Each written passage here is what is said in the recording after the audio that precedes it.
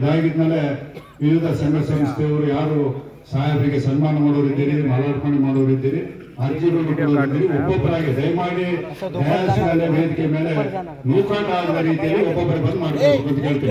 Announce ಮಾಡ್ತೀವಿ. ಎಲ್ಲರಿಗೂ ನನ್ನ ನಮಸ್ಕಾರಗಳು. ಜೈ ಭೀಮ್, ಜೈ ಭೀಮ್, ಜೈ ಭೀಮ್, ಜೈ ಭೀಮ್, ಜೈ ಜೈ ಭೀಮ್. ನಮಗೆಲ್ಲ ಗೊತ್ತಿದ್ದಂಗೆ 2014 ಕೇಂದ್ರದಲ್ಲಿ ಬಿಜೆಪಿ ಸರ್ಕಾರ ಬಂದಾದ್ಮೇಲೆ ನಮ್ಮ ರಾಜ್ಯದವರು ಒಬ್ರು ಕೇಂದ್ರದ ಮಂತ್ರಿ ಆಗಿದ್ರು, ಅನಂತ್ ಕುಮಾರ್ ಹೆಗಡೆ ಅಂತ. ಅವ್ರು ಏನಂದ್ರು, ನಾವು ಬಿಜೆಪಿ ಸರ್ಕಾರ ಬಂದಿದ್ರೆ ಸಂವಿಧಾನ ಬದಲಾವಣೆ ಮಾಡಕ್ಕಂತ. ಇವತ್ತು ಬಾಬಾ ಸಾಹೇಬ್ ಅಂಬೇಡ್ಕರ್ ಸಂವಿಧಾನ ಕೊಟ್ಟಿಲ್ಲ ಅಂದ್ರೆ ನೀವು ಅನುಕೂಲಕ್ಕಾಗ್ತಾ ಇಲ್ಲ, ನಾವು ಮಂತ್ರಿಯಾಗಿ ನಿಲ್ಲಕ್ಕೆ ಸಾಧ್ಯ ಆಗ್ತಾ ಇಲ್ಲ. ಆಗ ಬಾಬಾ ಸಾಹೇಬ್ ಅಂಬೇಡ್ಕರ್ ಸಂವಿಧಾನ ಕೊಟ್ಟಿದ್ದ ಕಾರಣಕ್ಕೆ ಇವತ್ತು ನೀವು ಅಲ್ಲಿ ಕೂತಿಲ್ಲ, ನಾನು ಇಲ್ಲಿ ಮಂತ್ರಿಯಾಗಿ ನಿಂತೀನಿ.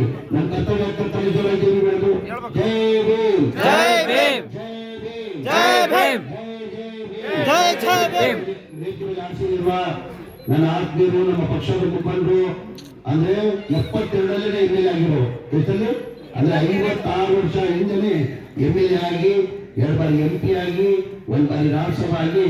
ನನ್ನ ಅನಿಸಿಕೆ ಕರ್ನಾಟಕದಲ್ಲಿ ಇಂಥ ಅವಕಾಶ ಬಹಳ ಕಡಿಮೆ ಜನಕ್ಕೆ ಸಿಕ್ಕಿದ್ರು. ಎಲ್ಲಿಗೆ ಎಂ.ಎಲ್.ಎ ಆಗಿದ್ದಾರೆ, 2 ಸತಿ MP ಆಗಿದ್ದಾರೆ, 2 ಸತಿ ರಾಜ್ಯಸಭಾ ಅಂದ್ರೆ ಸುಲಭವಾಗಿ ಇಂಥದ್ದು ಅವಕಾಶ ಸಿಗಲ್ಲ. ಅಂತ ಅವಕಾಶ ಭಗವಂತ ದೇವರು ನಮ್ಮ ಸನದಿ ಸಾಹೇಬ್ ಕೊಟ್ಟಿದ್ದಾನೆ. ನಮ್ಮ ಸನದಿ ಸಾಹೇಬ್ ಇದ್ದಾರೆ, ಅವ್ರಿಗೂ ಸ್ವಾಗತ ಮಾಡ್ತೀವಿ. ಹೀಗವರು ನಮ್ಮ ಪಕ್ಷದ ಮುಖಂಡರು ಬೆಸ್ಟ್ ಎಂ.ಎಲ್.ಎ ಅವಾರ್ಡ್ ಅನ್ನ ಕರ್ನಾಟಕದಲ್ಲಿ ತಗೊಂಡು ಒಬ್ಬ ಏಕಾಏಕಿ ಒಬ್ಬನೇ. ಅದು ನನ್ನ ಅಣ್ಣ ಆದಂತ ಚಿರಾಗ್ ಶೇಖ್ ಸಾಹೇಬ್ರೆ, ನಮ್ಮ ಪಕ್ಷದ ಮುಖಂಡರಾದಂತ ಇಮಾಮ್ ಅವರೇ, ದಾದಾಪಿ ವಕ್ಫ್ ಚೇರ್ಮನ್ ಅಂತ ದಾದಾಪಿ ಅವರೇ, ವೇದಿಕೆ ಆಶೀರ್ವಾದ ಎಲ್ಲ ಪಕ್ಷದ ಮುಖಂಡರೇ, ಇಲ್ಲಿದ್ದಂತ ಎಲ್ಲ ಬಾಬಾ ಸಾಹೇಬ್ ಅಂಬೇಡ್ಕರ್ ಅಭಿಮಾನಿಗಳೇ, ಮದುವೆಯಾಗಿ 77ನೇ ಗಣರಾಜ್ಯೋತ್ಸವದ ಶುಭಾಶಯನ ಕೋರಕ್ ಬಯಸಿದ್ದೀವಿ.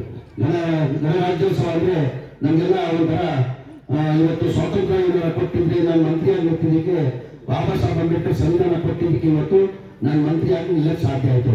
ಬಾಬಾ ಸಾಹೇಬ್ ಅಂಬೇಡ್ಕರ್ ಸಂವಿಧಾನ ಕೊಟ್ಟಿದ್ದಾರೆ, ನಾವು ಅಲ್ಪಸಂಖ್ಯಾತರು ಮಂತ್ರಿ ಆಗಕ್ಕೆ ಸಾಧ್ಯ. ಸಮಾನ ಎಲ್ಲರಿಗೂ ಸಿಗ್ಬೇಕಂತ ಬಾಬಾ ಸಾಹೇಬ್ ಅಂಬೇಡ್ಕರ್ ಸಂವಿಧಾನ ಕೊಟ್ಟು ತಮಗೆಲ್ಲ ಗೊತ್ತಿರೋದ ವಿಚಾರ. ಬಾಬಾ ಸಾಹೇಬ್ ಅಂಬೇಡ್ಕರ್ಗೆ ಸ್ವಾತಂತ್ರ್ಯ ಬಂದಿದ್ದು 1947ರಲ್ಲಿ ಸ್ವಾತಂತ್ರ್ಯ ಬಂತು. ಸ್ವಾತಂತ್ರ್ಯ ಬಂದು ಜವಾಬ್ದಾರಿನ ಸಂವಿಧಾನ ಬರೆಯೋಕ್ಕೆ ಬಾಬಾ ಸಾಹೇಬ್ ಅಂಬೇಡ್ಕರ್ ಸಂವಿಧಾನ ಬರೆಯೋಕ್ಕೆ ಜವಾಬ್ದಾರಿನ ಕೊಟ್ಟಿದ್ರು. ಬಾಬಾ ಸಾಹೇಬರು ಹಡಾವಳಿಯಲ್ಲೂ ಸಂವಿಧಾನ ಬರೆಯಬಹುದಾಗಿತ್ತು. ಹಡಾವಳಿಯಲ್ಲೂ ಸಂವಿಧಾನ 3 ವರ್ಷ ಕಾಲ ತಗೊಂಡ್ರು ಸಂವಿಧಾನ ಬರೆಯೋಕೆ. ನನ್ನಿಂದ ಯಾವುದು ತಪ್ಪಾಕೂಡುದು, ನನ್ನಿಂದ ಯಾರು ಅನ್ಯಾಯ ಹಾಕೂಡುದು, ಎಲ್ಲರಿಗೂ ಸಮಾನ ಹಕ್ಕು ಸಿಗ್ಬೇಕಂತ 3 ವರ್ಷ ತಗೊಂಡು ಇವತ್ತು ನಮಗೆ ಸಂವಿಧಾನ ಕೊಟ್ಟಿರೋದು. 1950 ಕೊಟ್ಟಿರೋದು. ಬೇಕಾದ್ರೆ ಮಾಡ್ಬೋದಾಗಿದ್ದಿಲ್ಲ ಬಾಬಾ ಸಾಹೇಬ್ ಅಂಬೇಡ್ಕರ್. ಹಡಾವಳಿಯಲ್ಲಿ 2 ತಿಂಗಳಲ್ಲಿ 3 ತಿಂಗಳಲ್ಲಿ ಮಾಡ್ಬೋದಾಗಿದೆ. ಬಾಬಾ ಸಾಹೇಬ್ ಅಂಬೇಡ್ಕರ್ ಅದು ಮಾಡಿಲ್ಲ. ಯಾರಿಗೂ ನನ್ನಿಂದ ಪರಿವಾರ ಏನು ತಪ್ಪಾಗ್ಬಿಡುದು ಅಂತ ಹೇಳ್ಬಿಟ್ಟು, ಎಲ್ಲರಿಗೂ ಸಮಾನ ಶಕ್ತಿ ಸಿಗ್ಬೇಕು ಅಂತ ಹೇಳ್ಬಿಟ್ಟು ಬಾಬಾ ಸಾಹೇಬ್ ಅಂಬೇಡ್ಕರ್ ಇವತ್ತು ಸಂವಿಧಾನ ಕೊಟ್ಟಿದ್ದಾರೆ. ಹಾಗಾಗಿ ಬಾಬಾ ಸಾಹೇಬ್ ಅಂಬೇಡ್ಕರ್ ತಾವು ನೋಡಿರ್ಬೋದು, ಭಾರತದ ಸಂವಿಧಾನ ಶಿಲ್ಪಿ ಬಾಬಾ ಸಾಹೇಬ್ ಅಂಬೇಡ್ಕರ್ ಒಬ್ಬ ಮಹಾನ್ ವ್ಯಕ್ತಿ. ಬರೀ ದಲಿತ ಸಮಾಜಕ್ಕೆ ಸೀಮಿತ ಇಲ್ಲ, ಎಲ್ಲಾ ಸಮಾಜದವರೆಗೂ ನಾಯಕ ಬಾಬಾ ಸಾಹೇಬ್ ಅಂಬೇಡ್ಕರ್ ಅವರು ಮಹಾನ್ ವ್ಯಕ್ತಿ. ಸಾಹೇಬ್ ಹೇಳ್ದಂಗೆ ಅವ್ರು ಏನು ಕನಸಿತ್ತು, ಅದಕ್ಕೆ ನಾವೆಲ್ಲ ಸೇರಿ ಆ ಕನಸನ್ನ ನೆನ್ಸ್ ಮಾಡ್ಬೇಕು. ಯಾರ ಕರ್ತವ್ಯ? ನಮಗೂ ಕರ್ತವ್ಯ. ಬಾಬಾ ಸಾಹೇಬ್ ಅಂಬೇಡ್ಕರ್ ಕನಸು ಇತ್ತು, ಆ ಕನಸು ನೆನ್ಸ್ ಮಾಡೋದು ಅದೆಲ್ಲ ನಮ್ಮ ಜವಾಬ್ದಾರಿ ಆಗ್ತದೆ. ಅವ್ರ ಆತ್ಮಕ್ಕೆ ಶಾಂತಿ ಸಿಗ್ಬೇಕಾದ್ರೆ ಅವ್ರ ಕನಸನ್ನ ನಾವೆಲ್ಲ ಸೇರಿ ಅದು ನೆನ್ಸ್ ಮಾಡಲೇಬೇಕಾಗ್ತದೆ ಅಂತ ಹೇಳಿ, ನಮಗೆಲ್ಲ ಗೊತ್ತಿದ್ದಂಗೆ ನಮ್ಮ ಕಾಂಗ್ರೆಸ್ ಸರ್ಕಾರ ನಮ್ಮ ಕಾಂಗ್ರೆಸ್ ಪಕ್ಷದ ಕಾರ್ಯಕರ್ತರು ಹೆಚ್ಚಿನ ಸಂಖ್ಯೆಯಲ್ಲಿ ಇದ್ದಾರೆ. ನಮ್ಮ ಚಿರಾಗ್ ಶೇಖ್ ಸಾಹೇಬರು, ನಮ್ಮ ಅಣ್ಣವರು ಒಂದು ಮಾತನಾಡ್ತಾ ಇದ್ರು, ಸಾಧನಾ ಸಮಾವೇಶ ಮಾಡಿದ್ರು, ಸಕ್ಸೀಡ್ ಮಾಡಿದ್ರು. ಸಿದ್ದರಾಮಯ್ಯ ವಸ್ತು ಆದ್ಮೇಲೆ ಸಾಧನಾ ಸಮಾವೇಶ ಅಂತ ನಾವು 2 ವರ್ಷ ಕಂಪ್ಲೀಟ್ ಆಗಿ ಒಂದು ಕಾರ್ಯಕ್ರಮನ ಮಾಡಿ ಯಶಸ್ವಿ ಮಾಡಿದ್ವಿ. ಎಲ್ಲರೂ ಮಾಡಕ್ಕೆ ಸಾಧ್ಯ ಆಗಿಲ್ಲ. ಅದ್ ಕಾರಣ ಯಾರು? ನಾನಿಲ್ಲ, ಚಿರಾಗ್ ಶೇಖ್ ಸಾಹೇಬರು ತಪ್ಪಿದ್ದಾರೆ. ನಮ್ಮ ಪಕ್ಷದ ಕಾರ್ಯಕರ್ತರಿಂದ ಮಾತ್ರ ಅವರು. ನನ್ನಿಂದ ಏನು ಸಾಧ್ಯ? ನಾನೇನ್ ಮಾಡಕ್ಕಾಗ್ತದೆ? ಕಾರ್ಯಕರ್ತೆ ಇದ್ದಿದ್ದಕ್ಕೆ ಆಮೇಲೆ ಮಾತಾಡುವಾಗ ಸಾಧನಾ ಸಮಾವೇಶ, ಅದ್ರ ಜೊತೆಯಲ್ಲಿ ನಮ್ಮ ಹುಬ್ಳಿ ಸಮಾವೇಶ. ಹುಬ್ಳಿ ಸಮಾವೇಶ ಮನೆಗಳು ಕೊಡೋದು ಸರ್ಕಾರ ವತಿಯಿಂದ ಒಂದು ಕಾರ್ಯಕ್ರಮ 24 ಹಮ್ಮಿಕೊಂಡಿದ್ವಿ. ಚಿರಾಗ್ ಶೇಖ್ ಸಾಹೇಬರು ಬಂದು ಅಲ್ಲೇ ಠಿಕಾಣಿಯನ್ನು ಹಾಕಿದ್ರು. ಅವ್ರಿಗೆ ಎಲ್ಲ ವೇದಿಕೆ ಜವಾಬ್ದಾರಿ ಎಲ್ಲ ಅವ್ರಿಗೆ ಬದ್ದಲ್ಲಿ ಅವ್ರು ಎತ್ತಿದ ಕೈಗಳು, ಆ ನಿಷ್ಠೆ, ಆ ಪಕ್ಷದ ನಿಷ್ಠೆ, ಅದೆಲ್ಲ ಜವಾಬ್ದಾರಿ ವಹಿಸ್ಕೊಂಡ್ರೆ ನಿಷ್ಠೆಯಿಂದ ಕೆಲಸ ಮಾಡಿದೆ. ಅದು ನನಗೆ ಗೊತ್ತಿರಲಿಲ್ಲ. ನಾನೇನು ತಿಳ್ಕೊಂಡೆ ಚಿರಾಗ್ ಸಾಹೇಬರು ಒಬ್ಬರೇ ಬಂದಿದ್ದಾರಂತ.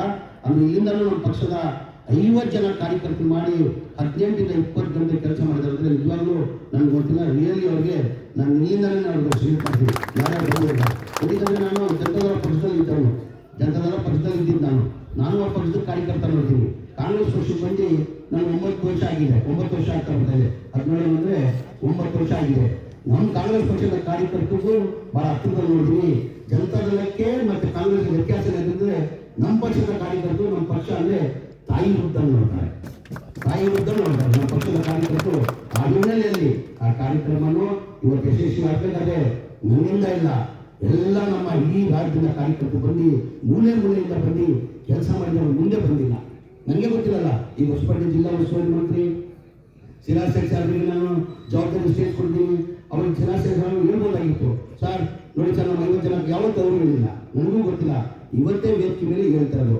ಆ ಥರ ಇಡೀ ರಾಜ್ಯದಿಂದ ಎಲ್ಲ ಕಾರ್ಯಕರ್ತರು ಬಂದು ಕೆಲಸ ಮಾಡಿದ್ದಕ್ಕೆ ಅದು ನನ್ನಿಂದ ಇಲ್ಲ, ನಮ್ಮ ಪಕ್ಷದ ಕಾರ್ಯಕರ್ತರ ವತಿಯಿಂದ ಇವತ್ತು ಆ ಸಮಾವೇಶ ಯಶಸ್ವಿಯಾಗಿತ್ತು ಅಂತ ಭಾವಿಸ್ತಾ ಇದ್ದೀವಿ. ನಮ್ಮ ಕಾರ್ಯಕರ್ತರಿಗೂ ಒಂದು ಗಮನದಲ್ಲಿರಬೇಕು. ಕಾಂಗ್ರೆಸ್ ಪಕ್ಷದ ವ್ಯತ್ಯಾಸ ತೆಗೀರಿ. ಯಾವ್ಯಾವ ಚುನಾವಣೆ ಬರ್ತದೆ ಜನಗಳ ಮಧ್ಯದಲ್ಲಿ ಹೋದ್ರೆ ನಮ್ಮ ಸಾಧನೆ ಎಲ್ಲ ತೋರಿಸಿ, ನಾವು ಸಾಧನೆ ಎಲ್ಲ ತೋರಿಸಿ ಎಲ್ಲರೂ ಗೊತ್ತಿರ್ಬೇಕಿದೆಲ್ಲ, ನೀವೆಲ್ಲ ಜನಗಳಿಗೆ ಹೇಳ್ಬೇಕು. ಕಾಂಗ್ರೆಸ್ ಪಕ್ಷದ ವ್ಯತ್ಯಾಸ ತೆಗೀರಿ. ಯಾವ ಚುನಾವಣೆ ಬರ್ತದೆ ಜನಗಳ ಮಧ್ಯೆ ಹೋದ್ರೆ ನಮ್ಮ ಸಾಧನೆ ಎಲ್ಲ ತೋರಿಸಿ ನಾವು ಮತ ಕೇಳ್ತೀವಿ. ನಮ್ಮ ಸರ್ಕಾರ ಇತ್ತು 2013 ಇಂದ 2018 ನಮ್ಮ ಸರ್ಕಾರ ಇತ್ತು, ಇಂಥ ಭಾಗ್ಯಗಳು ಕೊಟ್ವಿ, ಇಂಥ ಕಾರ್ಯಕ್ರಮ ಕೊಟ್ವಿ ಅಂತ ಮುಂದೆ ನಮ್ಮ ಸರ್ಕಾರ ಬಂದ್ರೆ ಇಂಥ ಕಾರ್ಯಕ್ರಮ ಕೊಡ್ತೀವಿ ಅಂತ ಹೇಳ್ಬಿಟ್ಟು ನಮ್ಮ ಸಾಧನೆ ಎಲ್ಲ ತೋರಿಸಿ ನಾವು ಮತ ಕೇಳ್ತೀವಿ. ಯಾವಾಗ ನಮ್ಮ ಬಿಜೆಪಿ ಅವರು ಸಾಧನೆ ಎಲ್ಲ ತೋರಿಸಿದ್ರಮ್ಮ, ಸಾಧನೆ ಏನೇನೂ ಇಲ್ಲ, ಅವ್ರು ಸೊನ್ನೆ, ಏನೇನೂ ಸಾಧನೆ ಇಲ್ಲ. 15 ಲಕ್ಷ ಎಲ್ಲ ಅಕೌಂಟಲ್ಲಿ ಹಾಕ್ತೀನಿ ಅಂತ ಹೇಳ್ಬಿಟ್ಟು ಮಾನ್ಯ ಪ್ರಧಾನಮಂತ್ರಿ ಘೋಷಣೆ ಮಾಡಿದ್ರು. 15 ರೂಪಾಯಿ ಹಾಕಿಲ್ಲ. 2 ಕೋಟಿ ಯುವಕರು ಕೆಲಸ ಕೊಡ್ತೀನಿ ಅಂದರು. 2 ಕೋಟಿ ಯುವಕರು ಕೆಲಸ ಕೊಡ್ತಿದ್ರು. ಇಬ್ಬರಿಗೆ ಕೆಲಸ ಕೊಡೋಕ್ಕೆ ಸಾಧ್ಯ ಆಗಿಲ್ಲ. ನಮ್ಮ ತಾಯಿ ಬರೇ ಹಿಂದೂ ಮುಸಲ್ಮಾನ್, ಹಿಂದೂ ಮುಸಲ್ಮಾನ್. ಅವ್ರಿಗೆ ಹಿಂದೂ ಬೇಕಾಗಿಲ್ಲ, ಯಾವ ಮುಸಲ್ಮಾನ್ ಬೇಕಾಗಿಲ್ಲ. ಅಲ್ಲಿ ಅಲ್ಪಸಂಖ್ಯಾತರು ಕೂಡ್ತಿದ್ದಾರೆ. ನಮ್ಮ ಗುರುಗಳು ಹೇಳಿದ್ದಾರೆ, ಗಂಟಾ ಬಿಟ್ಟು ಬಹಳ ಜನ ಅಲ್ಪಸಂಖ್ಯಾತಿದ್ದಾರೆ. ನಮ್ಮ ಇಸ್ಲಾಂ ಧರ್ಮವನ್ನು ನಮಗೆ ಜಾತಿ ಭೇದ ಮಾಡಿ ಅಂತ ಹೇಳಿಕೊಟ್ಟಿಲ್ಲಮ್ಮ. ಪ್ರೀತಿಯಿಂದ ಮಾಡಬೇಕು, ವಿಶ್ವಾಸದಿಂದ ಮಾಡಬೇಕು, ಅಣ್ಣ ತಂದಿಯಿಂದ ಮಾಡಬೇಕು, ನಿಮ್ಮ ದೇಶಕ್ಕೆ ನಿಷ್ಠೆಯಿಂದ ಇರಬೇಕು, ನಿಯತ್ತಾಗಿರ್ಬೇಕಂತ ನಮ್ಮ ಇಸ್ಲಾಂ ಧರ್ಮ ಹೇಳ್ಕೊಡೋದು. ಮಸಬ್ ನೇ ಸಿಖಾತಾ आपस में बैर रखना, हिंदी है हम, हिंदुस्तान हमारा सारे जहां से अच्छा हिंदुस्तान इस्लाम ಧರ್ಮ ನಿಷ್ಠೆ ಹೇಳ್ಕೊಟ್ಟಿದ್ರು.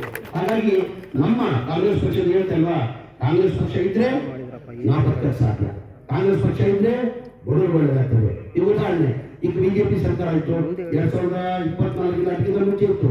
2008 13ವರೆಗೂ ಬಿಜೆಪಿ ಇತ್ತು. 13 ಆದ್ಮೇಲೆ ಕಾಂಗ್ರೆಸ್ ಸರ್ಕಾರ ಬಂತು, ಸಿದ್ದರಾಮಯ್ಯ ಅವರು ಮುಖ್ಯಮಂತ್ರಿ ಆಗಿವರು. ಸಿದ್ದರಾಮಯ್ಯ ಅವರು ಮುಖ್ಯಮಂತ್ರಿ ವ್ಯತ್ಯಾಸ ನೋಡ್ಬೇಕು ನೀವು, ಜನಗಳಿಗೆ ಹೇಳ್ಬೇಕಾಗ್ತದೆ. ಇದು ಕಾಂಗ್ರೆಸ್ ಪಕ್ಷಕ್ಕೂ ಜನತಾದಳ ವ್ಯತ್ಯಾಸ. 2013 ಏನ್ ಬಿಜೆಪಿ ಸರ್ಕಾರ ಬಂತು, ಬರ್ತಾ ಇಲ್ಲ. ಯಾವತ್ತೂ ಕರ್ನಾಟಕದಲ್ಲಿ ರಾಜ್ಯದಲ್ಲಿ ಬಿಜೆಪಿಗೆ ಮ್ಯಾಂಡೇಟ್ ಜನ ಕೊಟ್ಟಿಲ್ಲ, ಮ್ಯಾಂಡೇಟ್ ಕೊಟ್ಟಿಲ್ಲಮ್ಮ, ಯಾವತ್ತೂ ಅವ್ರು ಮ್ಯಾಂಡೇಟ್ ಕೊಟ್ಟಿಲ್ಲ. ಅವರು ಕಾರ್ಪೊರೇಷನ್ ಗಮನ ಮಾಡಿದ್ರೆ ಸರ್ಕಾರ ರಚನೆ ಮಾಡಿರೋದು.